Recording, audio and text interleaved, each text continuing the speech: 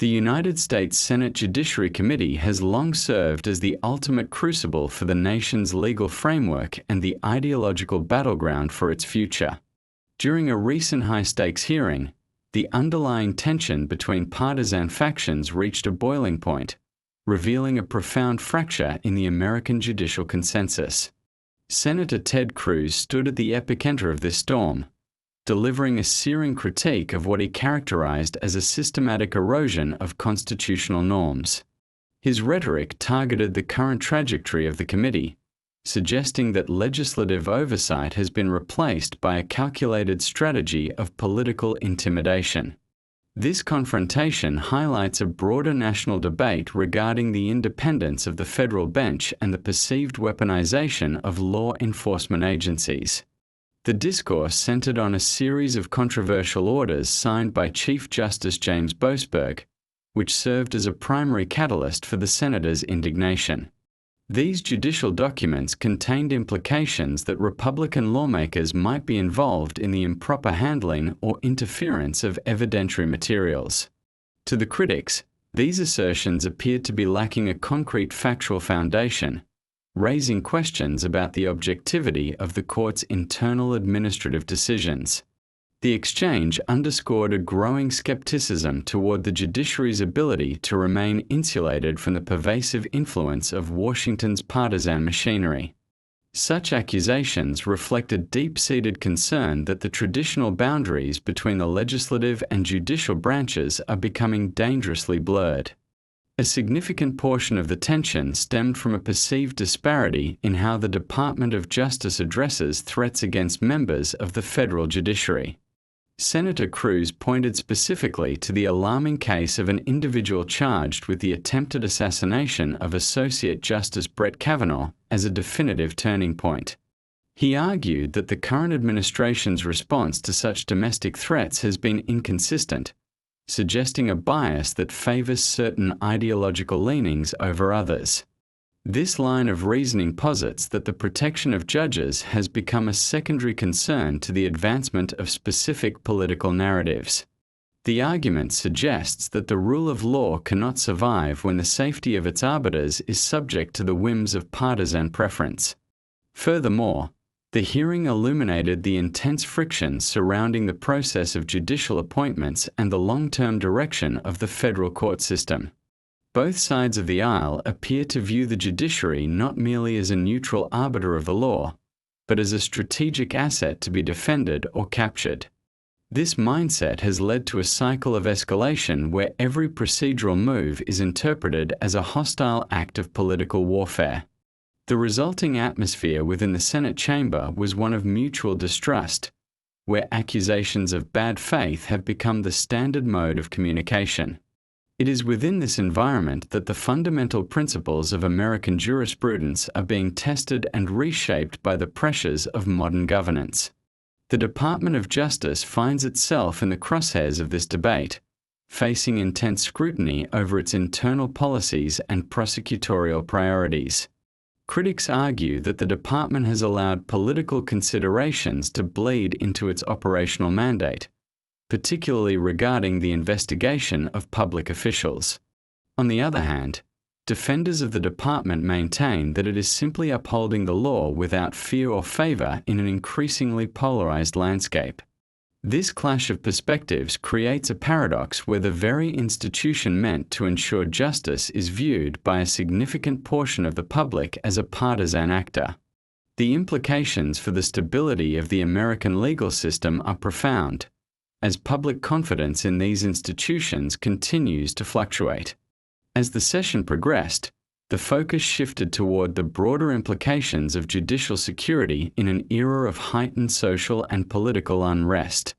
The safety of federal judges is no longer viewed as a guaranteed constant, but as a vulnerability that can be exploited for political leverage.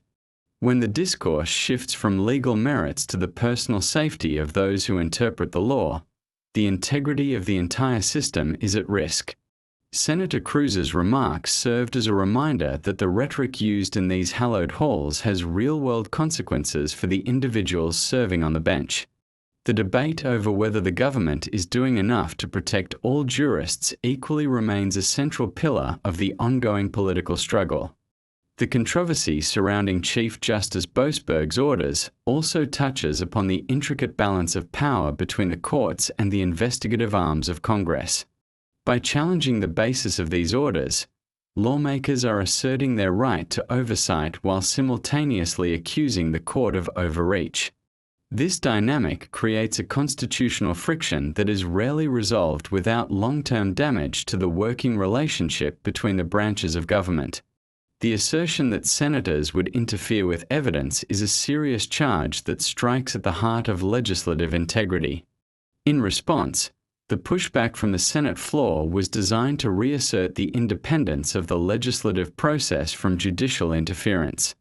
In analyzing the heated exchanges of the hearing, it becomes clear that the divide is not just about specific cases, but about the philosophy of justice itself.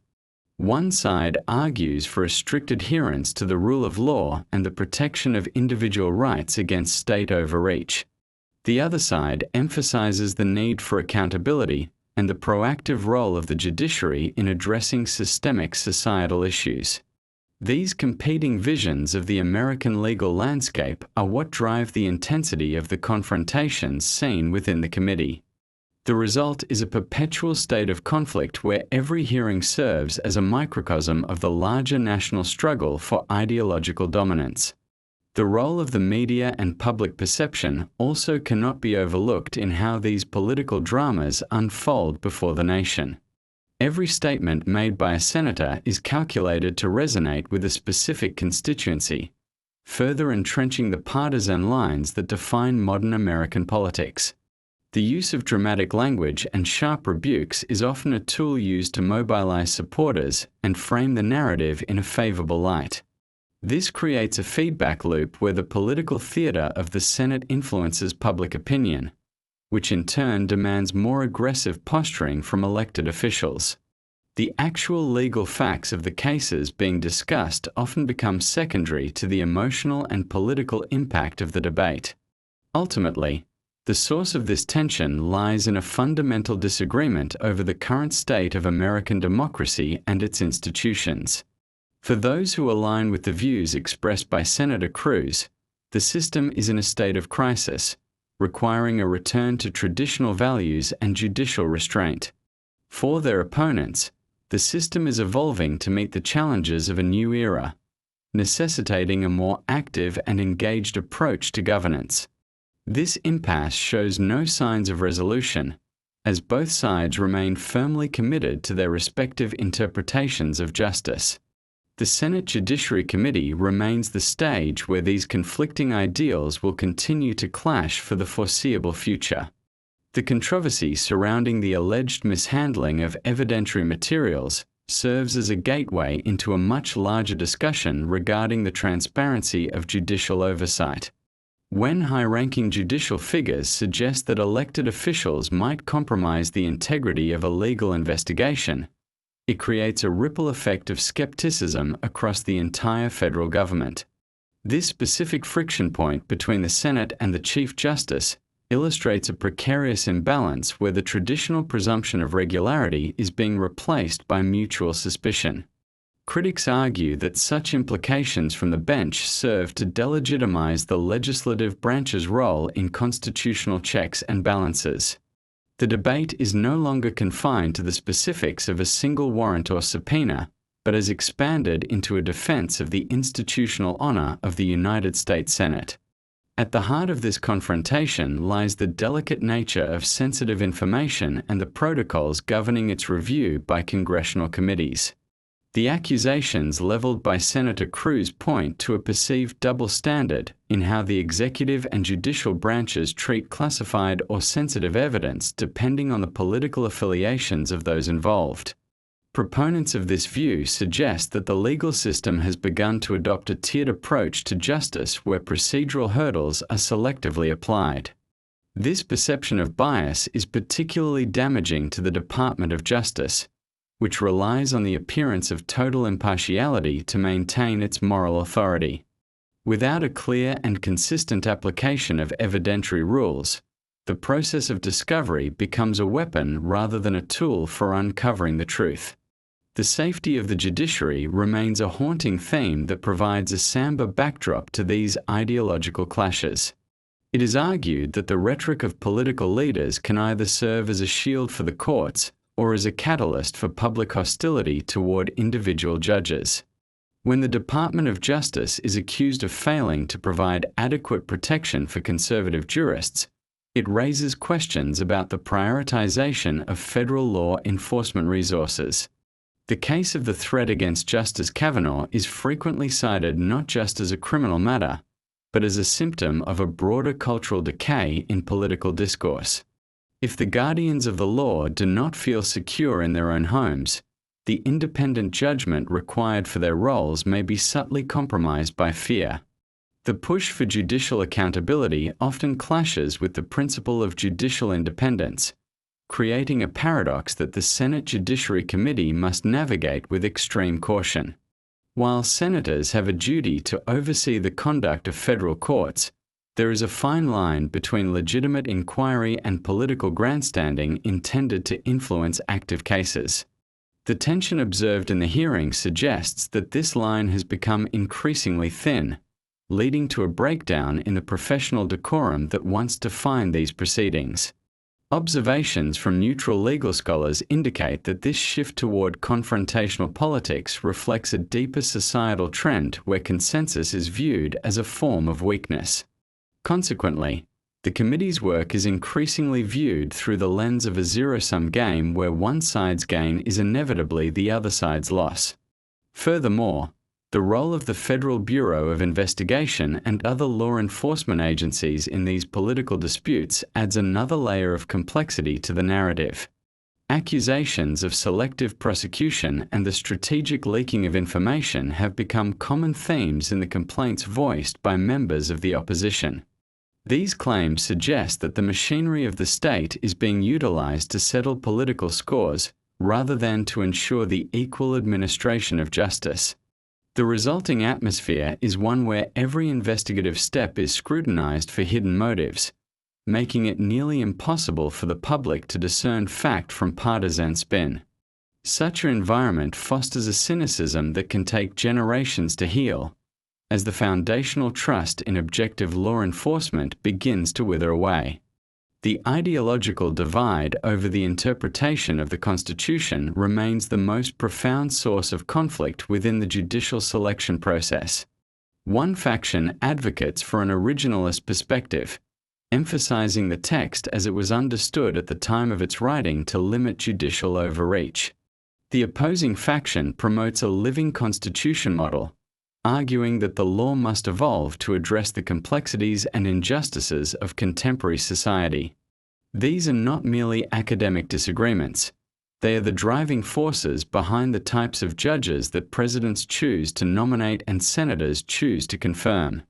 As a result, every seat on the federal bench is seen as a strategic outpost in a long-term war for the soul of the nation's legal system. The recent focus on Chief Justice Boasberg's actions highlights a specific concern regarding the influence of administrative judges on the broader political landscape. Administrative orders, which often go unnoticed by the general public, can have significant implications for how justice is perceived by those in the corridors of power. When these orders are perceived as being infused with partisan assumptions, they provide ammunition for those who claim the system is rigged. The demand for a factual basis in all judicial assertions is a call for a return to a more rigorous and less speculative form of jurisprudence. This struggle for factual clarity is essential if the courts are to remain the final arbiters of truth in an increasingly post-truth political environment. Economic and social factors also play a role in how these judicial battles are framed for the American public. Issues such as corporate regulation, environmental protections, and civil rights are often decided by the very judges whose nominations are currently being contested in the Senate. This gives the deliberations of the Judiciary Committee a sense of urgency that transcends the immediate political news cycle. The public understands that the outcomes of these hearings will affect their lives for decades to come, leading to heightened interest and pressure on their elected representatives. This external pressure further incentivizes senators to take bold, sometimes polarizing stances to demonstrate their commitment to their constituents' values. The evolution of the confirmation process from a dignified review of qualifications to a high-octane media event has fundamentally changed the nature of the Senate's advice and consent role. In the past, judicial nominees were often confirmed with broad bipartisan support, provided they met the basic standards of integrity and legal acumen. Today, the process is characterized by deep-seated hostility and a relentless search for any past statement or action that can be used to disqualify a candidate. This shift has made it increasingly difficult for highly qualified individuals to enter the judiciary without being subjected to intense personal and professional scrutiny.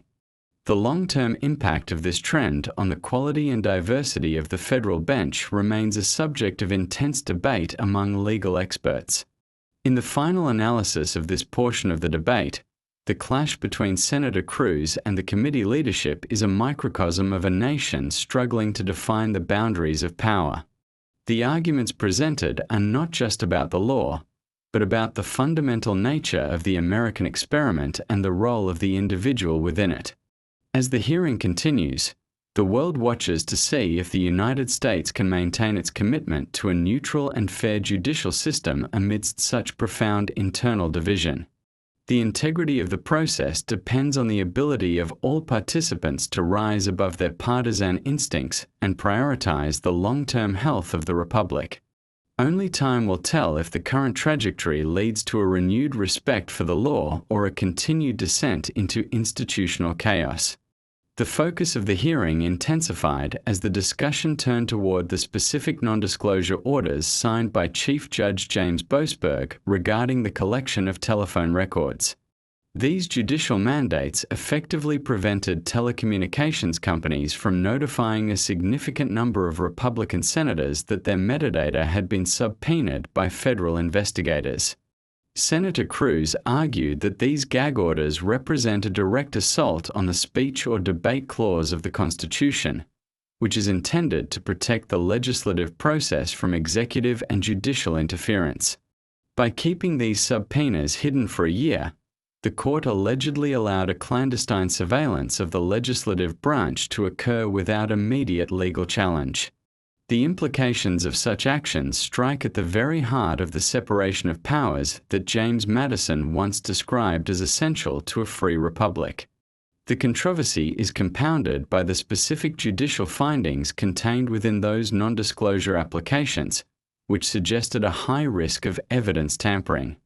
It was revealed during the session that the court had found reasonable grounds to believe that members of Congress might destroy evidence or intimidate witnesses if they were notified of the records requests. Critics of the court pointed out that these findings appeared to be applied broadly to nearly 20% of the Republican conference without individual evidence of wrongdoing. This categorical suspicion of the legislative branch by a federal judge is seen by some as a dangerous precedent that undermines the mutual respect required between co-equal branches. The lack of a specific factual basis for these findings remains a primary point of contention for those calling for judicial accountability. Furthermore, the senator expanded his critique to include the sentencing patterns observed in cases involving threats against high-profile conservative figures. A central point of the argument was the 8-year prison sentence handed down to an individual who had plotted to assassinate Justice Brett Kavanaugh. This sentence was characterized by the chairman as a significant downward departure from federal sentencing guidelines, which he claimed signaled a lack of seriousness in protecting the judiciary. The rhetoric used suggested that if the ideological identities of the parties were reversed, the legal system would have demanded a much more severe punishment. Such comparisons are intended to highlight what is perceived as a systemic bias within the federal courts of the District of Columbia. The response from the Department of Justice during these exchanges was one of procedural defense, emphasizing the independence of prosecutorial decisions from political influence. Attorney General Pam Bondi was questioned extensively on whether the department would support unsealing the applications that led to the secret subpoenas against lawmakers. The tension between the need for investigative secrecy and the right of public officials to be free from unwarranted surveillance remains a difficult legal knot to untie. Supporters of the investigation maintain that no individual is above the law, including senators, and that the court's orders were necessary to preserve the integrity of a high-stakes federal probe. This clash of viewpoints illustrates the difficulty of maintaining a neutral justice system in an environment where every action is viewed as a partisan maneuver. The hearing also touched upon the rare and extreme measure of judicial impeachment, a tool that has been used sparingly throughout American history. Senator Cruz's call for the impeachment of Chief Judge Boasberg and Judge Deborah Boardman signifies a dramatic escalation in the struggle between the Senate and the bench. He argued that the violation of the public trust and the subversion of the constitutional order constitute the high crimes and misdemeanors envisioned by the framers. While such a move faces significant political and procedural hurdles, the mere introduction of the idea reflects the severity of the current institutional crisis. The debate over what constitutes impeachable conduct for a judge is now a central feature of the national conversation regarding the future of the judiciary. The counterarguments presented by Democratic members of the committee underscored a deep-seated commitment to preserving the institutional independence of the federal judiciary. Senator Sheldon Whitehouse and others characterized the Republican-led hearings not as a search for accountability, but as a coordinated scheme to amplify pressure on judges whose rulings do not align with the executive branch's agenda. They argued that the push for impeachment based on judicial decisions creates a chilling effect that could compromise the neutrality of every courtroom in America. From this perspective, the focus on Chief Judge James Boasberg is seen as a strategic distraction from the legal findings of the investigations he oversaw. The debate thus shifts from the specifics of surveillance to the fundamental question of whether judges should be punished for interpreting the law in ways that are politically inconvenient. Furthermore, proponents of judicial independence emphasize that the threats facing the judiciary are not limited to one side of the ideological spectrum. While acknowledging the gravity of the threat against Justice Kavanaugh, they point to a rising tide of harassment directed at judges who have presided over cases involving high-profile political figures. This broader view suggests that the security of the bench must be addressed as a systemic issue rather than a partisan talking point used to gain tactical advantage. The argument is made that using a subcommittee to target specific judges only serves to further inflame public hostility and undermine trust in the courts. Consequently, the defense of the judiciary becomes a defense of the democratic structure itself, which relies on a bench that is free from both physical and political intimidation. The legal justification for the non-disclosure orders signed by Judge Boasberg also remains a central point of defense for his supporters in the Senate. It is noted that such orders are standard procedure in complex federal investigations where the premature disclosure of subpoenas could lead to the loss of critical evidence. The suggestion that a judge must have a detailed, individual profile of every target before signing an order is viewed by some as an unrealistic burden on the investigative process. From this viewpoint, the court was simply performing its duty to ensure that a lawful grand jury probe could proceed without interference. This perspective asserts that the judiciary's role is to facilitate the discovery of truth, even when that truth involves members of the highest levels of government. The shift toward utilizing impeachment as a primary tool of legislative oversight has drawn significant criticism from legal scholars who fear the long-term consequences for the separation of powers. Traditionally, the removal of a federal judge has been reserved for instances of clear personal corruption or criminal behavior, not for disagreements over judicial philosophy or sentencing.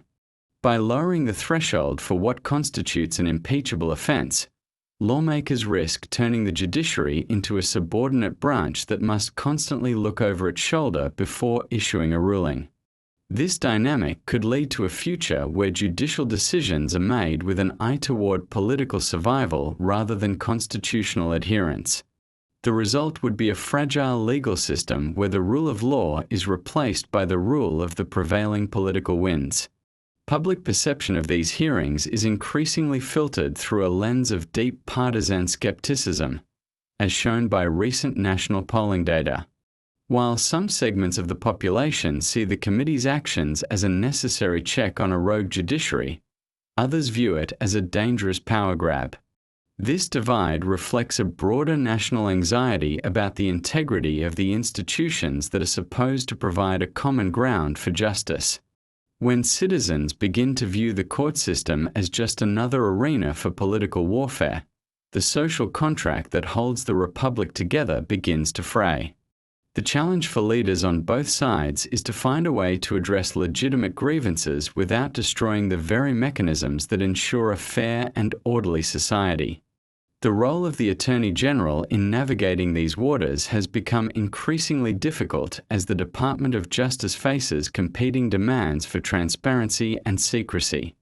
The request to unseal the applications for gag orders puts the department in a position where it must balance the public interest in oversight with the need to protect sensitive investigative methods. Supporters of the department's current leadership argue that maintaining the confidentiality of grand jury proceedings is essential for the effective prosecution of all crimes. However, the pressure from the Senate highlights a growing demand for a higher level of accountability when the subjects of an investigation are elected officials. This tension ensures that the Department of Justice will remain at the center of the most contentious debates in American law for years to come. The ideological struggle over the future of the federal bench is also a struggle over the definition of fairness in the eyes of the American people. One side of the aisle views fairness as a strict application of procedural rules regardless of the outcome, while the other sees it as a broader pursuit of social and historical equity. These differing philosophies lead to very different conclusions about the appropriateness of the sentencing in the Kavanaugh threat case. For some, an 8-year sentence is a measured response that accounts for the complexities of the individual circumstances. For others, it is an unacceptable leniency that invites further violence. These moral disagreements are what make the work of the Judiciary Committee so emotionally charged and politically explosive. In the context of the upcoming election cycles, these hearings serve as a powerful tool for mobilizing voters who are concerned about the direction of the country's legal system. Each exchange in the subcommittee is recorded, edited, and shared with millions of people to reinforce existing beliefs about the corruption or integrity of the government. This environment makes it nearly impossible for a nuanced, bipartisan discussion about judicial security or legislative oversight to take place. Instead, the proceedings are often tailored for maximum impact in a media landscape that rewards conflict and controversy. The actual legislative output of these sessions often takes a backseat to the political narratives they help to create and sustain. As the hearing drew toward its conclusion, it became evident that neither side was willing to concede ground on the fundamental issues at stake. The divide over the legitimacy of the Boasberg orders and the Boardman sentencing remains as wide as ever, reflecting the broader impasse in American governance. Yet, the very fact that these arguments are happening within the halls of Congress rather than through extralegal means is seen by some as a sign of the system's resilience. Even in the midst of a fierce institutional struggle, the adherence to procedural norms, however strained, provides a framework for the eventual resolution of these disputes. Whether that resolution will be found through the courts, the ballot box, or a rare bipartisan consensus remains to be seen. The ultimate legacy of this session of the Senate Judiciary Committee will likely be defined by how it shaped the public's understanding of the role of a judge. If the narrative of the rogue judge becomes the dominant view, the independence of the judiciary may be permanently weakened. Conversely, if the defense of the court's role as a neutral arbiter prevails, the system may emerge from this crisis with a renewed sense of purpose. The tension between accountability and independence is a permanent feature of a constitutional democracy, but it has rarely been as acute as it is today. As the members of the committee return to their offices, they leave behind a record that will be studied by future generations as a turning point in the history of American law. The long-term stability of the American legal framework rests upon a delicate foundation of public trust that is currently being tested by unprecedented institutional friction. As the proceedings of the Senate Judiciary Committee in 2026 reach their peak, the atmosphere is heavy with the weight of historical consequence and the erosion of bipartisan norms. The persistent characterization of the judiciary as a partisan instrument has created a vacuum of authority that threatens to undermine the very concept of objective justice. When high-ranking senators and federal judges engage in such visceral public confrontations, the damage to the reputation of the government often outlasts the specific legal disputes at hand. We are witnessing a pivotal moment where the traditional boundaries of political discourse are being redrawn to accommodate a more aggressive form of legislative oversight. The core of the current crisis lies in the perceived abandonment of the principle that the law should be applied with blind impartiality, regardless of the political status of those involved. For decades, the American public has relied on the federal courts to act as a neutral referee in the high-stakes game of constitutional governance. However, the recent exchange of accusations regarding evidence tampering and selective prosecution has shattered this illusion for many citizens across the country. Senator Ted Cruz's assertion that the judiciary has been weaponized is not merely a localized grievance but a reflection of a broad national sentiment of betrayal. If the people no longer believe that a judge can set aside their personal or political biases, the moral force of every judicial decree is effectively neutralized. This erosion of confidence is further exacerbated by the highly public nature of these disputes, which are often curated for maximum emotional impact on social media platforms. The transformation of a Senate hearing into a viral media event has altered the incentives for participants, favoring theatrical confrontation over substantive legal analysis. Lawmakers are increasingly pressured by their constituencies to take extreme positions that leave little room for the compromise necessary for a functioning democracy. This shift has turned the Senate Judiciary Committee into a battlefield where the objective is to delegitimize the opposition rather than to refine the law. The resulting noise makes it nearly impossible for the average citizen to distinguish between a legitimate constitutional concern and a calculated political maneuver. The specific controversy regarding Chief Justice Boasberg and the non-disclosure order serves as a case study in the breakdown of inter-branch communication. When the courts begin to treat the legislative branch with the same suspicion typically reserved for criminal organizations, the essential spirit of comedy is lost. This defensive posture by the judiciary is often a reaction to what they perceive as unwarranted political attacks from the floor of the Senate. Conversely, the Senate views the court's secrecy as a shield used to hide partisan motivations and avoid public accountability for controversial investigative steps. This cycle of suspicion and retaliation creates a toxic environment where even the most routine procedural decisions are viewed through a lens of extreme skepticism. The safety of the federal bench remains the most visceral and immediate concern within this broader discussion of institutional decay. It is impossible to discuss the integrity of the law without ensuring the physical security of those who are tasked with interpreting it. The debate over the sentencing of the individual who threatened Justice Kavanaugh has become a symbol of a perceived double standard in the enforcement of federal law. Critics argue that when the Department of Justice appears to prioritize certain types of violence over others, it sends a message that the rule of law is conditional. This perception, whether factually accurate or not, provides fertile ground for those who wish to portray the government as inherently corrupt and biased. Furthermore, the rise of domestic extremism and the normalization of political violence have made the task of judicial protection more difficult than ever before. The resources of the United States Marshal Service are being stretched to their limits as they attempt to guard the homes and families of hundreds of federal judges. This physical vulnerability can subtly influence the judicial process, as judges may feel pressured to avoid rulings that could trigger a violent public backlash. When the fear of retribution becomes a factor in the deliberation of a case, the independence of the third branch of government is compromised at its most basic level. The failure to address this issue with a unified national strategy is a failure to protect the very heart of the American constitutional order. The role of the Attorney General in this environment is to act as a bridge between the requirements of the law and the expectations of a divided public.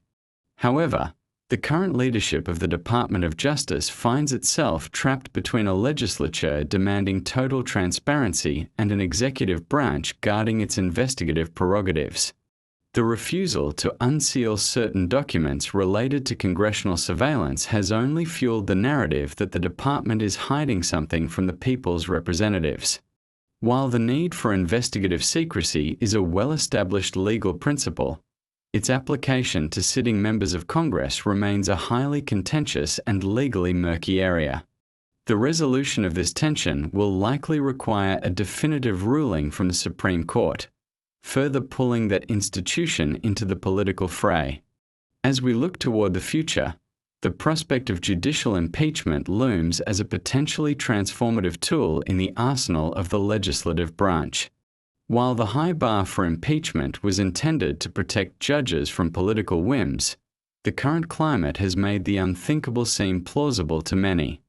The push for the removal of judges like Boasberg and Boardman signifies a belief that the judiciary has crossed a line that can only be corrected through radical intervention.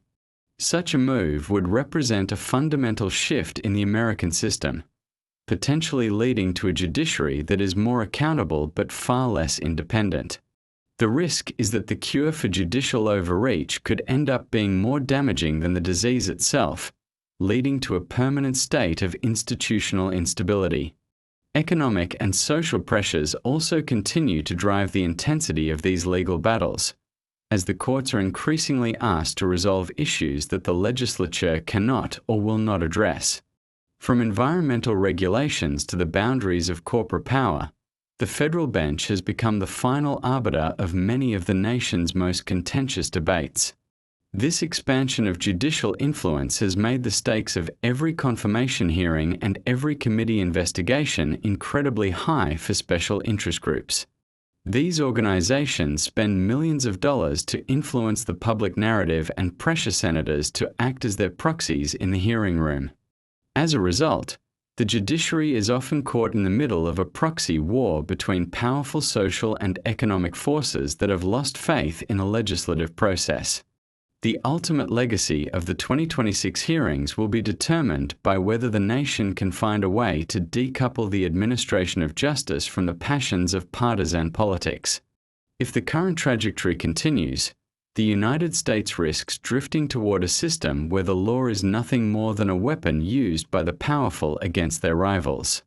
However, there remains a persistent hope that the exposure of these deep fractures will serve as a catalyst for a meaningful national dialogue on reform.